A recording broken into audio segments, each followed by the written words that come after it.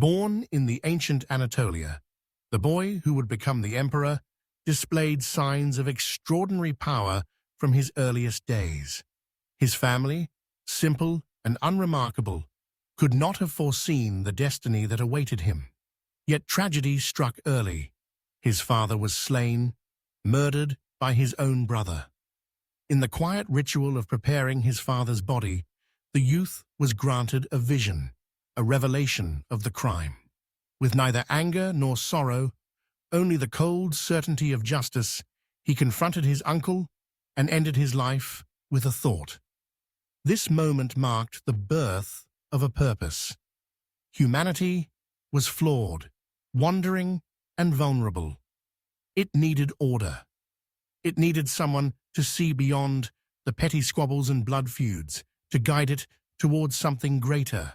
From there, the emperor left behind the familiarity of his village, seeking the ancient city-states that would one day become the cradle of civilization. In Sumeria, he walked among the first cities, watching, learning, and sometimes intervening, always shaping the fate of mankind with a careful, unseen hand.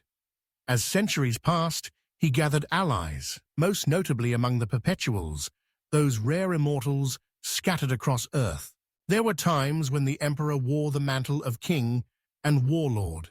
With Olanius Person, his trusted general, he led armies against rival cults and hidden threats. In a legendary siege against the enigmatic Tower of the Cognitae, the emperor was faced with the eternal dilemma: destroy knowledge tainted by the warp, or preserve it for the hope of mastering chaos.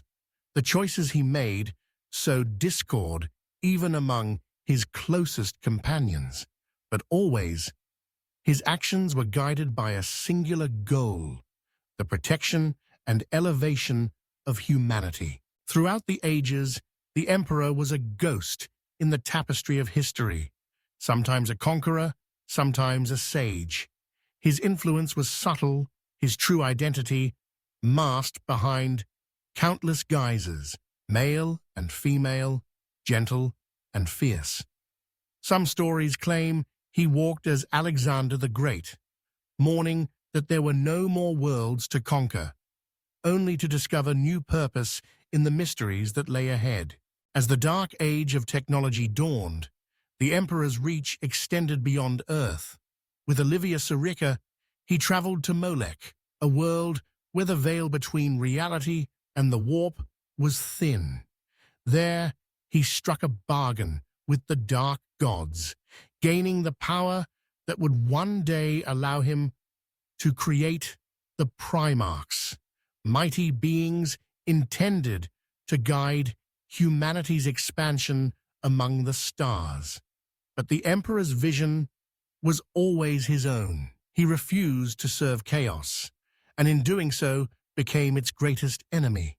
His grand design was clear: to sever humanity's dependence on the perils of the warp, replacing it with the safety of the webway, and ultimately to shepherd his species into a new phase of evolution, one immune to the corrupting touch of chaos.